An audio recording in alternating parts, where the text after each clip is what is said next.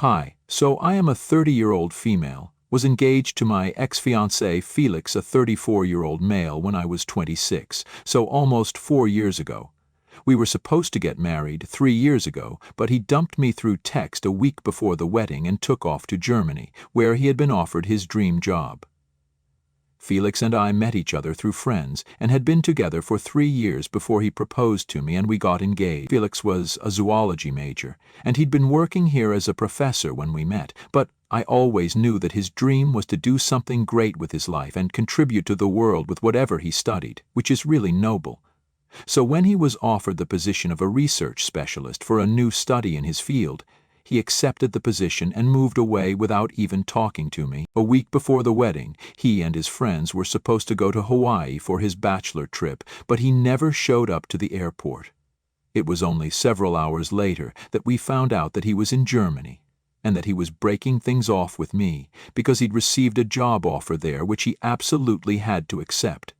He told me that he knew I wouldn't be able to give up my life, my friends and family, and my career here, and he didn't want me to sacrifice anything either. He also didn't want to give up on his dreams and stay back for my sake. So after months of thinking about this, he decided to go by himself and take the leap alone. He didn't want some long-drawn goodbye or even a discussion about this, which is why he decided to leave as quickly as he could. He apologized, said that he was sure I'd find someone better than him and he was sorry that it had to end this way, but his dreams were too important for him to give up on. I really didn't have a problem with his dreams or whatever, but I just wished that he would have at least discussed things with me before making the move and accepting the offer all those years ago. I have always been an architect, and my only motive to work was to earn money and be able to buy myself everything that I wanted, so I never had any such noble intentions of bringing about change in the world or doing something good for society. I was pretty selfish in my interests, which is why I guess I didn't understand his priorities.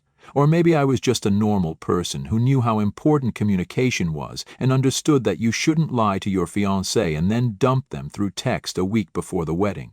But either way, after we broke up, we didn't keep in touch, obviously, and all our friends cut him off as well. He and I had been great while we were together, and the breakup had literally come out of nowhere. So even though I tried to be okay with it, I really wasn't, and I completely broke down in the few weeks following the breakup. Felix paid off all the vendors for the wedding as an apology, and I didn't have to spend a dime on anything, so I didn't have any reason to talk to him either, and our last conversation ended up being the breakup, which I'd go through almost every day after he left. We had been living together for quite some time before he moved away, and a few weeks after he broke up with me, his cousin Sam, a 32-year-old male, came by to pick up his belongings, since he had left a lot of things behind because he didn't want to make me suspicious. I'd met Sam before at a couple of his family get-togethers, but we weren't close, and neither were Sam and Felix close, but apparently nobody else from the family was talking to him, and he'd offered Sam $2,000 to have his stuff sent to him. Sam was a guitarist in a band that was still struggling to make a name for itself, and he needed the money, so he accepted the offer to get the job done. When Sam came over to the house to gather the last of Felix's belongings, I stayed out of his way, but I think I must have looked really depressed. So instead of just taking the things and leaving, he decided to stay with me for a while and talk to me. I wasn't feeling very talkative, but he didn't leave until I had told him everything about how I was feeling. And once I started, I just couldn't stop. It was embarrassing, but I ended up crying in front of him, and he comforted me throughout. He let me cry all my feelings out, and then he told me that I had to be strong. He also said that Felix was an idiot and he didn't know what he had lost, which made me feel considerably better about myself, because Felix's leaving had completely shattered my self-worth and confidence. That day he even gave me his number and told me to contact him anytime I felt like I wanted somebody to talk to, and then hugged me goodbye. It was a really sweet thing for him to do, even though he had no reason to. He was just there to gather his cousin's things, and it wasn't even like we were close. But he still seemed to care about me, and that's what really touched me about him. We stayed in touch, and we ended up becoming really good friends in a couple of months. He was actually the one who helped me feel happy again. And I don't think I could have recovered from that heartbreak had Sam not been with me every step of the way. He would convince me to leave my house, go to work, and even hang out with my friends on the weekends instead of sitting at home and moping or drinking. But he would also understand when I just had to take some time for myself, and would come over on those days and just silently be there with me. I didn't even realize when I fell in love with him over time and he started spending more and more time at my place instead of his own. Someday, 2 years ago, he came to my house and then never left. So that's how we ended up moving in together, and even though most people would say that it was weird and rushed, I wouldn't say that because I really do love him, and we're even married now, so I think we're meant to last.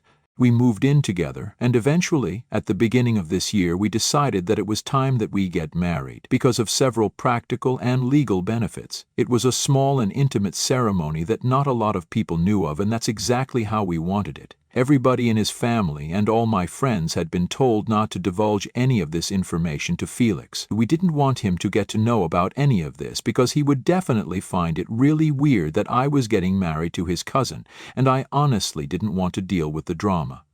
So everybody had been given strict instructions to hide this from him. Even Felix's parents had been invited to the ceremony since they had been really nice to me even after our breakup, and they had blessed our union.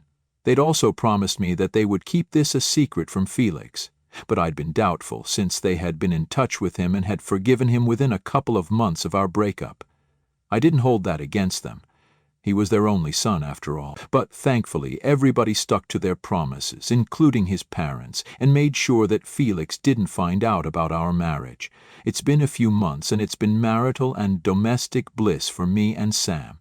And I found out that Felix was right when he said that I had somebody better in store for me. Everything had been going well, but then, last week, Felix showed up at my doorstep out of the blue. And it really took me by shock because I hadn't been expecting him. We hadn't spoken ever since our breakup, and it had been 3 years since then. After that, he hadn't bothered to talk to me or check up on how I was doing, and I never reached out to him either. He had come back to visit home for the holidays a couple of times, which is what some of our common friends told me, but we hadn't met and neither had he met any of our friends. However, this time he decided to come talk to me, and instead of contacting me and setting up a meeting with me like a normal person, he showed up at my door with a bouquet. Before I even had the chance to say anything, he apologized for screwing up our relationship and told me that he was now finally ready to work on things and wanted me to take him back. He told me that the study that he had been working on had turned out to be a bust and they had exhausted all their funds. It was unlikely that they'd be issued a grant again anytime soon, so he quit his job there and came back here, for good. He said that he regretted ever letting go of me, especially the way he broke up with me through text. He said that I deserved better after being with him for so long, and I was glad that he had come to his senses, at least on that front. He ended his romantic speech by saying that now that he was back we could pick up right where we left off and get married as soon as we could, because he, in his 3 years of staying apart from me, had realized that I was the woman of his dreams and he had made a huge mistake by breaking up with me. So he wanted to give our relationship a real chance this time and get back together. I waited for him to finish his speech and didn't interrupt even once while he was talking because I wanted to see where he was going with this. But when he was done talking, I didn't say much and just showed him the ring on my finger and informed him that I was already married to Sam, his cousin, who happened to be 1,000,000,000 times better than him, and that his apology was too little too late. His jaw literally dropped to the ground, and I took that opportunity to slam the door shut on his face and told him to leave before I did that. I was furious afterward and tried to calm myself down until Sam came back home. It was the weekend and he was out with a couple of his work buddies, so he hadn't been home. His band had broken up a couple of years ago, around the same time when we started getting serious, and had joined his friend's dad in their event management business. And if the events they were catering to ever needed a band, he and his friends would regroup and play for them as well. So it was perfect for him. But anyway, it had been a hard week for him at work because there were a lot of back-to-back. So this was a well-deserved break, and I didn't want to bother him, so I didn't text him or call him to tell him about this until he came back home. And only then did I inform him about Felix's visit. He told me that he had received several calls from his uncle, Felix's dad. But he didn't know what it was about, and since he was out with his friends, he figured that he could just come back and call him. But now that he knew, he felt uncomfortable about the whole thing. He told me that he hadn't really considered how this was going to look to Felix when he found out. I told him that it didn't matter what he thought because he was the one who dumped me without a proper explanation or even a goodbye, and his opinion was pretty much irrelevant. After that conversation, we decided to talk to Felix's parents, since they had been trying to reach Sam several times while he was out. They had tried to call me as well, but I hadn't really checked my phone because I was annoyed. Once we were on a call with them, they informed us that right after Felix visited me, he went to his parents' place and really flipped out on them because of what he had learned. First, he yelled at them for keeping this a secret from him for so many months, years, if you count the time that we were dating and living together. He accused them and his entire family of betraying him and said that they were all sick in the head for supporting our marriage and allowing this to happen. He said that apparently I was a disgusting person to go after his cousin because I couldn't have him. And he was convinced that I was just doing this for revenge and that I actually had no real feelings for Sam. He said that I was just using him to make him jealous, but the jig was up now, and he wasn't jealous but just disgusted. I couldn't believe that he would say such things about me, because not one word of it was true. If I actually wanted to make him jealous, then I would have done that way back and wouldn't have waited for him to come crawling back to me only to tell him that I'm married now, and most importantly, I'm not a psycho who is still hung up on him and got married just to make him feel insecure. I have real feelings for Sam, and that's why I don't owe him an explanation, so I didn't follow up on this in the next couple of days. Both Sam and I tried to pretend that he hadn't come back at all, and tried to move on with our lives. But Felix showed up again a couple of days ago, and this time both of us were at home. The two of us had just returned from work, and when we heard Felix shouting for us, we made our way out and saw him making a drunken scene in the street in front of our house. He was screaming at the top of his lungs about how we had ruined his life, which didn't even make sense because he didn't even know about us up until a couple of days ago. As soon as we opened the door and he spotted me, we realized that we had made a mistake, because the moment he saw me, he started sobbing violently. He started talking about how he had truly loved me and how he had never stopped thinking about me, even when he was living in Germany. And the only reason he hadn't reached out to me was because he didn't want to disturb my peace by coming back into my life again. He said that he could make his peace with the fact that I had moved on. But he couldn't come to terms that I had moved on with his cousin of all people. He said that I was selfish and inconsiderate, and that it was shameless of us to get married knowing about my history with him. At that point, Sam called the police and had him taken away, but I couldn't stop thinking about the things that he said. It was really upsetting to see him act that way because he was usually quite a put-together guy, and it was clear to me that seeing me with Sam had really broken him. Sam and I haven't talked about that incident and are pretending that it never happened. But I don't know for how much longer we can go on acting like these things aren't happening. To be honest, we had never really considered what would happen once Felix came back and how he would react to this or what he would have to say about our marriage. And honestly, it shouldn't matter, but for some reason it does.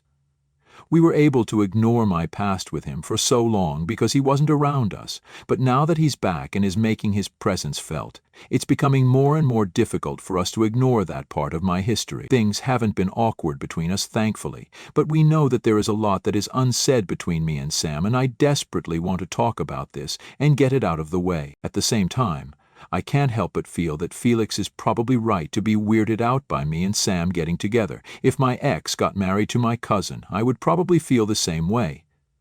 And on top of that, there was also the fact that his entire family was a part of this. They knew about it and never told him, which might have led to a complete breakdown. But that's not really my fault, and yet, for some reason, I keep feeling like it is. So am I the a-hole for marrying my ex-fiancé's cousin after he broke up with me over text just a week before our wedding? Update 1. Hi. So first of all, thank you to everybody who replied to my post and stood with me. It means a lot to me and Sam that so many people are on our side.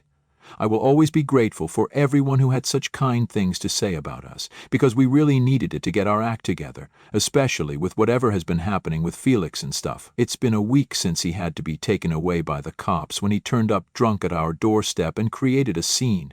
And by now, pretty much the entire family knows about it. They made it a point to reach out to us and tell us that we were not in the wrong, and we shouldn't fall for whatever Felix had been saying about us. There is nothing shameless or gross about us falling in love and getting married. In fact, it is anything but disgusting. It's beautiful, and we need to own it instead of letting some low-leaf loser get to us with his negativity. Everybody has cut ties with him, including his parents, and I couldn't be happier about it. Literally, not even one person from his family is supporting him, and that tells me and Sam everything that we need to know. It's perfectly all right for us to get together because it's not like I was cheating on him, and he's the one who broke up with me, in the worst way possible, and Sam healed me, so I have nothing to be ashamed of. I also told my friends about it, and they were on my side too. They said that Felix was just crazy and jealous, and that made me feel a lot better. But even then, Sam and I have decided to get counseling, because Felix's return has not been easy for us to deal with as a couple, and we feel like we need to work certain things out. We start in a couple of days. Update 2. Okay, so Felix only gave us 2 weeks to deal with our feelings before he made his next attack, and this happened to be online. Last time he had insulted us to our face by turning up at our house, drunk and crazy.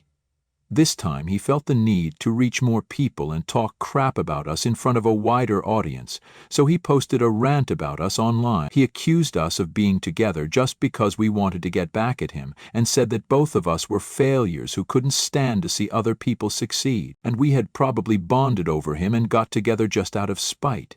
He even implied that the reason I didn't try to win him back after the breakup was because I had already been involved with Sam and he had just given me the perfect out.